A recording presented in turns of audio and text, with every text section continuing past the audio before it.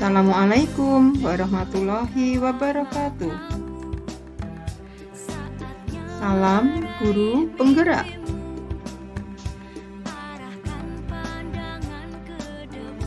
Perkenalkan, saya Sri Utami, calon guru penggerak angkatan 9 dari SDN Selosari, Kecamatan Magetan, Kabupaten Magetan, Provinsi Jawa Timur.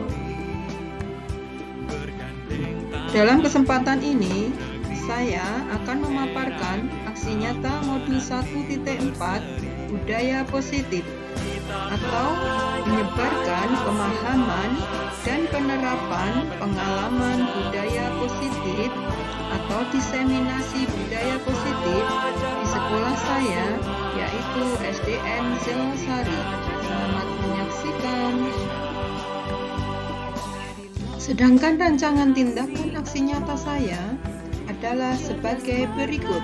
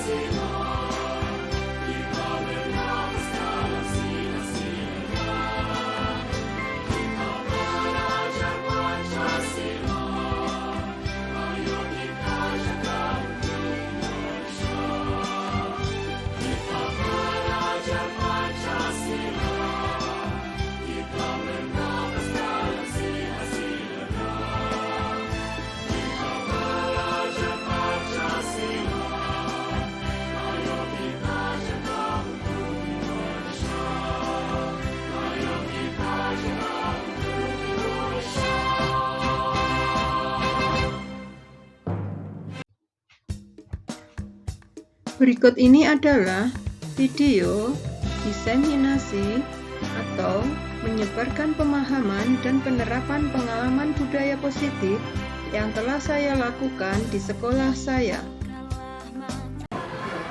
Assalamualaikum warahmatullahi wabarakatuh. Waalaikumsalam warahmatullahi wabarakatuh. Yang terhormat Ibu Warasati SPD EPD selaku Kepala Sekolah SDN Selosari, Bapak Ibu Guru SDN Selosari yang saya hormati, pertama-tama marilah kita panjatkan puja dan puji syukur kehadirat Allah Subhanahu wa Ta'ala karena berkat limpahan rahmat, taufik dan hidayahnya kita sekalian bisa berkumpul di sini untuk menyaksikan saya, yaitu melakukan diseminasi budaya positif yang merupakan tugas saya dari program guru penggerak. Terima kasih saya ucapkan kepada Bapak Ibu semua. Yang kedua kalinya, salam dan sholawat semoga tetap tercurahkan kepada junjungan kita Nabi Agung Nabi Muhammad SAW yang kita nantikan syafaatnya di yaumul qiyamah. Allahumma amin. Minta tolong bunyinya. Next, ya, langsung next. Tadi sudah buka. Ini perkenalan. Kata orang tak kenal maka tak sayang. Tapi kita sudah kenal ya ibu-ibu, bapak. Sudah sayang juga ya. Next dulu ya. Di sini saya akan melakukan diseminasi budaya positif, menyebarkan pemahaman dan penerapan pengalaman budaya positif. Next. Saya di sini nanti akan membahas tentang konsep inti budaya positif yang terdiri dari 8 unsur Bapak Ibu, yaitu yang pertama perubahan paradigma belajar, yang kedua disiplin positif, yang ketiga nilai-nilai kebajikan, yang keempat kebutuhan dasar manusia, 5 motivasi perilaku manusia, Yang keenam, posisi kontrol guru, keyakinan kelas, dan yang terakhir adalah segitiga restitusi. Next.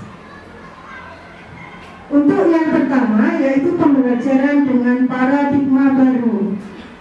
Pembelajaran dengan paradigma baru merupakan pembelajaran yang dirancang berdasarkan prinsip pembelajaran berdiferensiasi sehingga para peserta didik belajar sesuai kebutuhannya berdasarkan tahap perkembangan sesuai teori psikologi modern untuk mewujudkan profil pelajar Pancasila.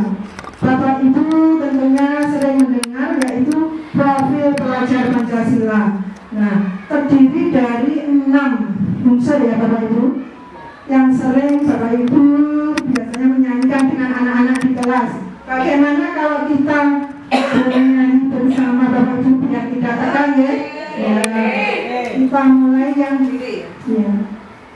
Pelajar Pancasila beriman dan bertakwa pada Tuhan Yang Esa dan berakhlak mulia, berkebinekaan total, gotong royong mandiri, kreatif dan bernalar kritis. Terima kasih, tepuk tangan buat kita semua. Next ya. Di sini tentang miskonsepsi tentang teori kontrol. Miskonsepsi apa itu? Miskonsepsi yaitu pemahaman yang salah. Jadi kita memahami suatu teori itu bukan berdasarkan pemahaman para ahli, tapi kita salah mengartikan. Ada seperti itu Bapak Ibu ya. Yang pertama yaitu ilusi guru mengontrol murid. Yang kedua, ilusi bahwa semua penguatan positif, efektif, dan bermanfaat. Ketiga, yaitu ilusi bahwa kritik dan membuat rasa bersalah itu mampu menguatkan karakter. Dan yang terakhir adalah ilusi bahwa orang dewasa berhak memaksa. Ya, itu salah satunya yang ilusi bahwa orang dewasa berhak memaksa. Apakah kita orang dewasa itu berhak memaksakan sesuatu kepada anak-anak kita, Bapak Ibu? Tidak. Jadi, menurut Ki Hajar Dewantara, kita sebagai guru tugasnya hanya menuntun, tidak memaksa. Jadi kita menuntun, mengarahkan apa yang ada pada diri anak, ya, mengarahkan sesuai dengan bakat dan minatnya. Jadi tidak boleh memaksakan sesuai kehendak kita, Bapak Ibu ya. Next dulu ya. Mengubah paradigma stimulus respon ke pendekatan teori kontrol. Yang pertama yaitu realita atau kebutuhan kita sama. Jadi menganggap kebutuhan kita itu sama. Yang seharusnya realita atau kebutuhan kita itu berbeda, Bapak Ibu. Yang kedua, semua orang itu memiliki hal yang sama. Dan seharusnya setiap orang itu memiliki gambaran yang berbeda-beda, tidak sama jadi Bapak Ibu antara satu yang lainnya. Yang ketiga, kita mencoba mengubah orang agar berpandangan sama dengan kita. Kira-kira benar atau salah Ibu?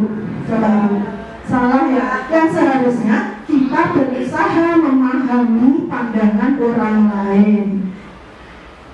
Keempat, perilaku buruk dilihat sebagai suatu kesalahan. Seharusnya semua perilaku itu memiliki tujuan. Baik perilaku yang salah atau benar itu sebenarnya memiliki tujuan. Contohnya saja kasus murid kita. Misalkan murid kita itu kadang marah-marah kepada temannya. Itu dia juga memiliki tujuan, Bapak Ibu. Kadang dia melakukan itu karena dia juga ada sebabnya, dicari dulu oleh temannya, seperti itu. Jadi setiap perilaku itu memiliki tujuan. Orang lain bisa mengontrol saya, dan seharusnya hanya Anda yang bisa mengontrol diri Anda. Jadi yang mengontrol itu diri kita sendiri, Bapak Ibu. Saya sudah ya, saya bisa mengontrol orang lain. Saya bisa mengontrol orang lain. Seharusnya Anda tidak bisa mengontrol orang lain. Pemaksaan ada pada saat rujukan gagal. Seharusnya kolaborasi dan konsensus menciptakan pilihan-pilihan baru.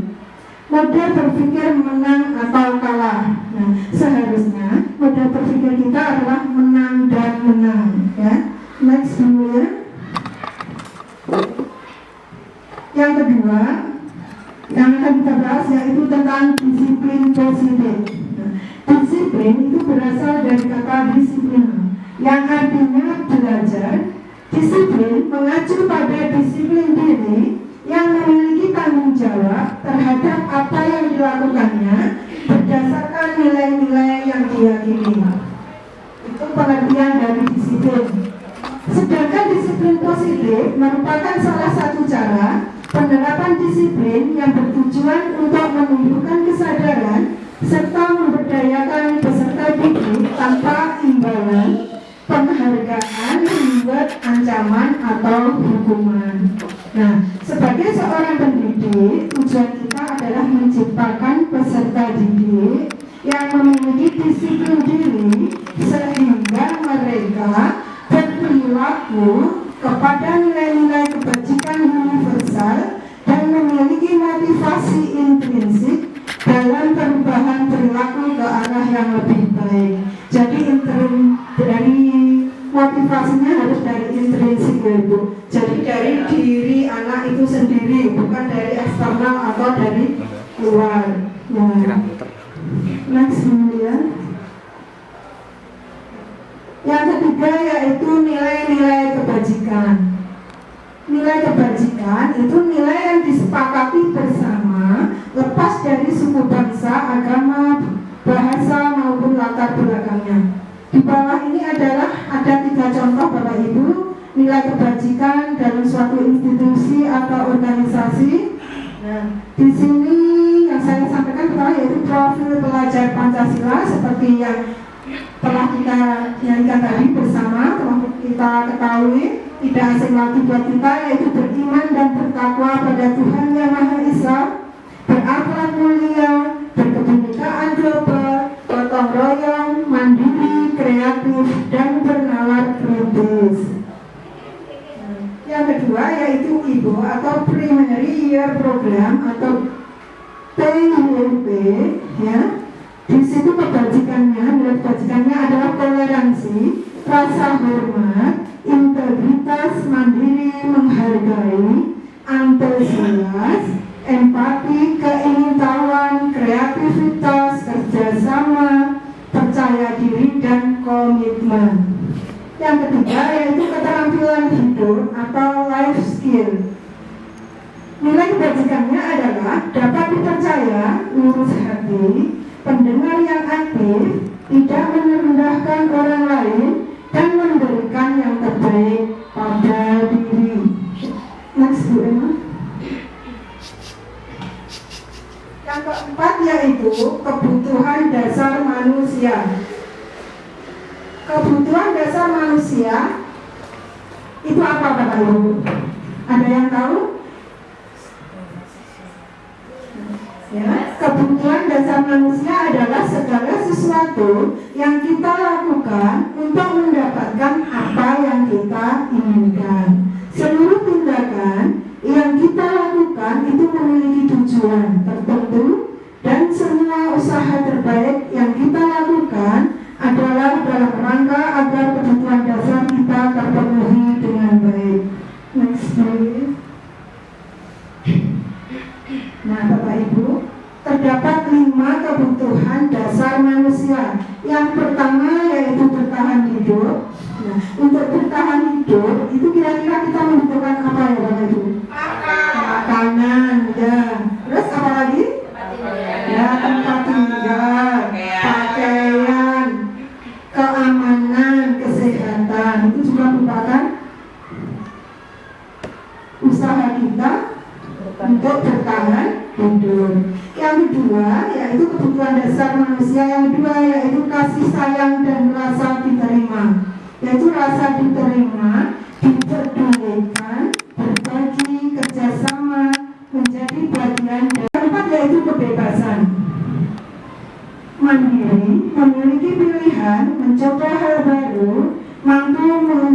menentukan arah dirinya.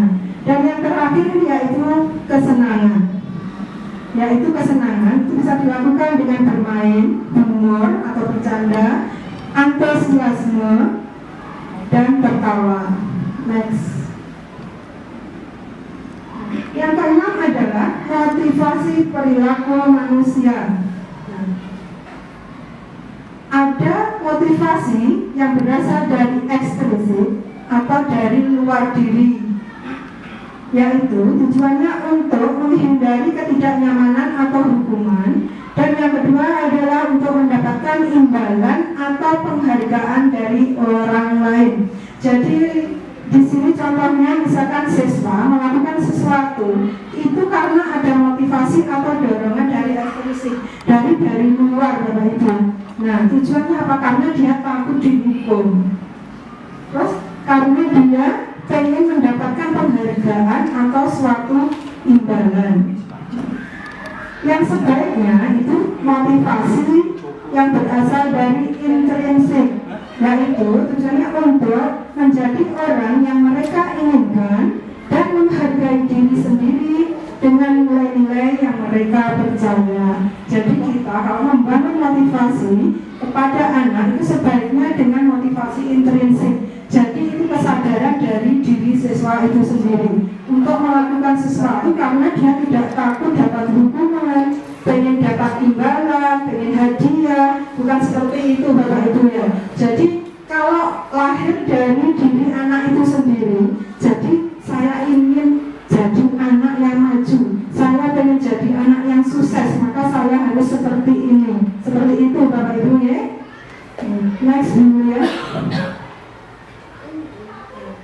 Suatu tindakan itu akan ada imbal balik atau konsekuensi, yaitu berupa hukuman, konsekuensi, dan restitusi. Ada 3 hal tersebut. Nah, perbedaannya yaitu kalau hukuman itu tidak terencana, tiba-tiba murid tidak tahu apa yang akan terjadi dan tidak dilibatkan, bersifat satu arah, berupa hukuman fisik atau psikis. Jadi anak itu dituntut melakukan sesuatu sesuai dengan peraturan. Jadi kalau dia tidak melakukan atau melaksanakan peraturan tersebut, jadi dia akan mendapatkan suatu hukuman. Nah, yang kedua yaitu konsekuensi, terencana atau disepakati sesuai dengan peraturan. Murid tetap dibuat tidak nyaman, sikap guru selalu memonitor murid. Nah, kalau konsekuensi ini sudah terencana, jadi anak-anak dilibatkan. Bapak Ibu, kalau hukuman biasanya yang membuat peraturan dan hukumannya itu adalah sekolah, jadi anak tidak tinggal melaksanakan, jadi tidak diikut sertakan dalam pembuatan peraturan tersebut. Terus yang ketiga yaitu restitusi, proses menciptakan kondisi bagi murid untuk memperbaiki kesalahan. Proses kolaborasi yang mengajarkan murid untuk mencari solusi sendiri. Jadi dengan restitusi atau dikenal dengan segitiga restitusi, nanti selanjutnya akan dibahas. Nah, itu siswa diarahkan mengetahui kesalahannya sendiri dan juga diarahkan untuk mencari solusinya sendiri. Next video. Yang keenam yaitu 5 posisi kontrol guru. Jadi kita sebagai seorang guru itu memiliki 5 posisi kontrol. Yang pertama yaitu sebagai penghukum, sebagai pembuat merasa bersalah, sebagai teman, sebagai pemantau, dan sebagai manajer. Next. Contoh penerapan 5 posisi kontrol guru. Ini terdapat satu kasus Bapak Ibu, siswa tidak memakai atribut lengkap saat upacara bendera. Nah, kalau guru bertindak sebagai penghukum, seorang penghukum, nah maka konsekuensi atau hukumannya adalah hormat pada bendera selama 1 jam. Itu kita sebagai guru berada pada kontrol pendukung, sebagai pendukung. Nah, yang kedua yaitu sebagai pembuat rasa bersalah.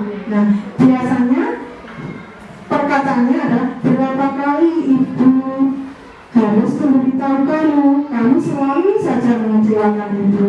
Jadi anak merasa bersalah. Itu adalah kontrol guru sebagai pembuat merasa bersalah. Yang ketiga yaitu sebagai teman. Biasanya guru, ya, ayo dong ikuti aturan sekolah. Tolong bantu ibu ya. Sekali ini. Ya, sudah tidak apa-apa. Lain kali jangan sampai berbuat seperti ini lagi. Jadi guru mengharapkan sesuatu kepada siswanya. Jadi berharap seperti kita berharap kepada teman kita, seperti itu. Nah, yang keempat yaitu guru sebagai pemantau. Contohnya, kalau sudah melanggar peraturan sekolah, kamu tahu konsekuensinya. Setelah upacara, kamu beli atributnya ke koperasi dan jangan diulangi lagi. Jadi anak ditunjukkan kesalahannya dan diberi konsekuensi, yaitu dengan melengkapi atribut apa itu yang telah dilanggarnya, kurang lengkap tadi ya Bapak Ibu, atribut lengkap, tidak memakai atribut lengkap. Jadi sebagai pemantau, jadi guru menunjukkan kesalahan dan memberikan contoh dari konsekuensi yang harus dilakukan. Next video ya. Nah, yang terakhir yaitu posisi kontrol sebagai seorang manajer. Apakah kamu tahu kesalahanmu? Kira-kira bagaimana kamu memperbaiki kesalahanmu? Jadi anak kita bimbing untuk mengetahui kesalahannya dan kita bimbing juga untuk mencari solusinya sendiri. Jadi tidak sebagai manajer. Nah, di antara 5 posisi kontrol guru itu sebaiknya yang harus dilakukan seorang guru berada di posisi kontrol apa Bapak Ibu kira-kira? Yang paling bagus, paling baik. Sebagai apa? Sebagai manajer, betul bukan ini ya. Kita harus bisa bertindak sebagai seorang manajer. Jadi anak dibimbing agar tahu, mengetahui kesalahannya, tapi juga bisa mencari solusi dari perbuatan yang dilakukannya dengan mengaitkan keyakinan kelas yang ada di kelasnya. Next dulu ya. Ini ada perkataan tentang posisi kontrol kita sebagai seorang guru. Bapak Ibu mungkin tahu, saya kecewa sekali dengan kamu. Itu berada di posisi kontrol apa nih kira-kira? Saya kecewa sekali dengan kamu. Berada di apa nih? Posisi kontrol sebagai apa? 2 hari mungkin sebagai ibu penggerak. Kalau saya kecewa berarti pembuat rasa bersalah. Jadi anak itu merasa bersalah karena telah mengecewakan gurunya. Ya. Terus next Yulia, kamu tidak pernah benar melakukannya. Kira-kira di posisi kontrol apa nih Bapak Ibu? Kamu tidak pernah benar melakukannya. Di posisi kontrol apa nih? Ya, betul sekali. Berada di posisi merasa bersalah, ya, membuat rasa bersalah karena merasa tidak benar perbuatannya, yang dilakukan tidak benar, jadi dia merasa bersalah. Next ya. Apa rencanamu untuk menyelesaikan masalah ini? Berarti masuk dalam apa itu? Manajer. Jadi diminta untuk mencari solusinya sendiri. Next ya. Ayolah lakukan demi Bapak Ibu ya. Berarti apa? Sebagai teman ya. Next ya. Kamu tidak pernah mendapat nilai jika tidak mengerjakan tugas. Berarti apa? Sebagai kontrol.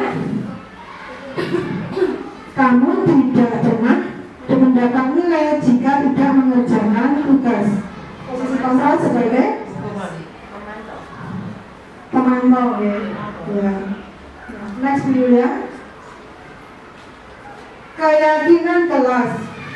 Mengapa harus keyakinan kelas dan mengapa bukan peraturan kelas? Nah, Ya, karena keyakinan kelas itu dibuat oleh siswa, ya. Jadi dari siswa, oleh siswa, dan untuk siswa. Jadi anak tidak merasa terpaksa. Kalau peraturan itu biasanya sudah ada, ya, dari sekolahan. Jadi anak tidak dilibatkan dalam pembuatan atau penyusunannya. Jadi yang sebaiknya adalah keyakinan kelas. Next dulu ya. Pembentukan keyakinan kelas. Dalam pembentukan keyakinan kelas itu yang harus diperhatikan adalah harus bersifat abstrak, ya, abstrak atau ringkas. Jadi jika anak membuat itu banyak tulisan-tulisan itu harus diringkas agar anak ingat, jangan terlalu banyak seperti itu.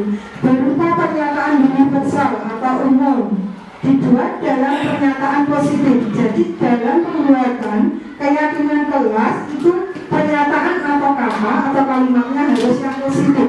Contoh yang positif itu gimana Ibu? Kalau jangan bertengkar. Bertengkar itu adalah kalimat yang negatif. Sebaiknya harus saling menghormati, harus saling rukun. Dibuat dengan kalimat atau pernyataan yang positif. Misalnya jangan datang terlambat. Terlambat itu kalimat atau kata yang negatif. Jadi kita bukan datang tepat waktu, seperti itu. Nah, sedikit saja agar mudah diingat. Jadi diringkas seperti tadi. Banyak pernyataan dari siswa kita ringkas biar anak mudah untuk mengingat. Sesuai dengan kondisi kelas dan sekolah sehingga dikontrol guru. Ini terdapat satu kasus Bapak Ibu, siswa tidak memakai atribut lengkap saat upacara bendera. Nah, kalau guru bertindak sebagai penghukum, seorang penghukum, nah maka konsekuensi atau hukumannya adalah hormat pada bendera selama 1 jam. Itu kita sebagai guru terhadap rasa bersalah.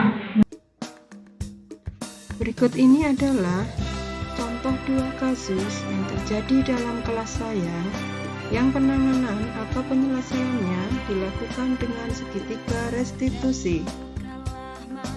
Raya tidak terima, pekerjaannya dicontek oleh temannya. Ia marah dan tidak dapat menahan emosinya. Demikian skenario penyelesaian masalah dengan menggunakan segitiga restitusi. Raya, apakah kamu tahu alasan guru panggil kamu? Tidak. Guru mendengar kamu tadi sudah habis bertengkar ya? Bertengkar dengan siapa? Reza. Kenapa kamu kok bertengkar dengan Reza? Reza meminta kamu. Terus apa yang kamu lakukan?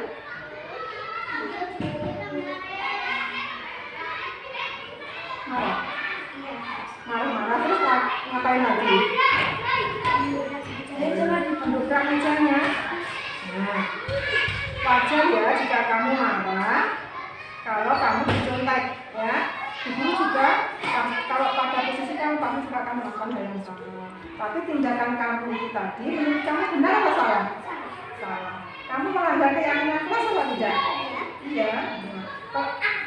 Kalau menurut kamu keyakinan kelas apa ya yang kamu langgar? Saling menghormati. Nah, terus seharusnya kamu tidak marah-marah ya. Nah, terus setelah kamu tahu kesalahan kamu, apa yang akan kamu lakukan? Ya, meminta maaf pada Reza, terus apa lagi? Kalau ada masalah, bagaimana? Ya, menghadapinya dengan tenang. Terus kalau ada yang kontak lagi gimana? Ya, melaporkan pada guru ya. Kamu sudah tahu kesalahan kamu dan kamu juga sudah tahu solusi yang akan kamu lakukan. Ya, jangan bilang lagi ya. Terima kasih. Cukup sekian saja ya. Nanti kamu kembali ke ruang kelas kamu ya. Kamu boleh membawa keluar.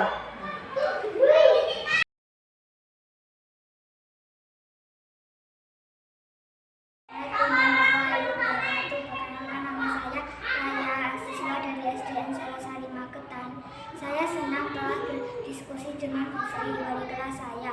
Saya bisa mengharapkan diri dari amarah saat menghadapi masalah. Wassalamualaikum warahmatullahi wabarakatuh. Kasus kedua adalah Kevin sudah 3 kali datang terlambat ke sekolah.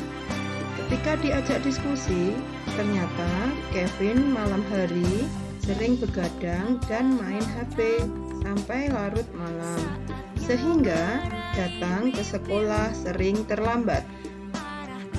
Demikian langkah-langkah restitusi yang kami lakukan untuk menghadapi masalah Kevin. Selamat menyaksikan. Tahukah Mas Kevin kenapa dipanggil ke sini? Tidak tahu ya? Kalau tidak salah, tadi Mas Kevin datang terlambat ya? Iya. Kalau nggak salah sudah 3 hari ini ya? 3 kali kamu datang terlambat. Betul? Nah, kenapa kok kamu datang terlambat? Oh, begadang dan main HP. Terus akhirnya tidurnya malam, bangunnya kesiangan gitu. Nah, kalau seperti itu, tindakan kamu itu salah apa betul? Salah ya. Terus kalau salah, kamu berarti melanggar keyakinan kelas kita apa tidak? Kalau iya, kira-kira keyakinan kelas apa yang kamu langgar? Ya, datang ke sekolah harusnya tepat waktu ya. Kamu sudah 3 kali terlambat. Nah, terus kamu sudah tahu kesalahan kamu ya, datang ke sekolah tidak tepat waktu. Terus kira-kira solusinya bagaimana?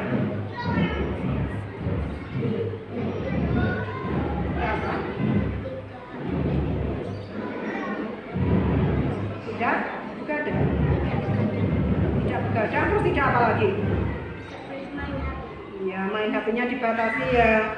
Kalau perlu saja, jangan main HP terus-terusan, lupa waktu, akhirnya bangunnya kesiangan. Sudah tahu solusinya tadi ya, tidak begadang dan tidak main HP. Kira-kira bisa dilaksanakan mulai nanti malam tidak begadangnya? Besok pagi sudah bisa dilaksanakan datang ke sekolah tidak terlambat ya, tepat waktu ya?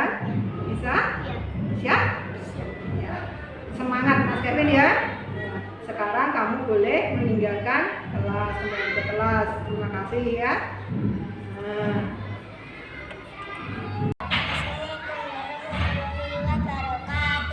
Perkenalkan, nama saya Kevin, siswa SDN Selosari. Saya senang diajak berdiskusi dengan Bu Sri Utami, wali kelas saya. Saya jadi tahu kesalahan saya dan cara mengatasinya. Terima kasih Bu Sri Utami.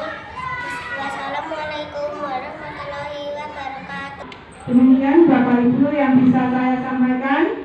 Apabila ada kekurangan atau kesalahan yang saya lakukan, mohon maaf yang sebesar-besarnya. Wabillahi taufiq wal hidayah. Wassalamualaikum warahmatullahi wabarakatuh. Waalaikumsalam warahmatullahi wabarakatuh. Selain melakukan diseminasi budaya positif dengan Bapak Ibu guru, saya juga melakukan dan membuat keyakinan kelas di kelas saya, yaitu kelas 1A. Siswa mendengarkan penjelasan guru tentang langkah-langkah pembuatan keyakinan kelas, dan siswa diminta untuk menuliskan harapan-harapan mereka terhadap kelas mereka untuk dijadikan sebagai bahan pembuatan keyakinan kelas. Demikian adalah keyakinan kelas kami, kelas 1A, yang dibuat berdasarkan harapan-harapan siswa terhadap kelasnya dan dirangkum menjadi sebuah keyakinan kelas yang telah disepakati. Salam Guru Penggerak, Guru Bergerak Indonesia Maju. Terima kasih telah menonton video kami. Wassalamualaikum warahmatullahi wabarakatuh.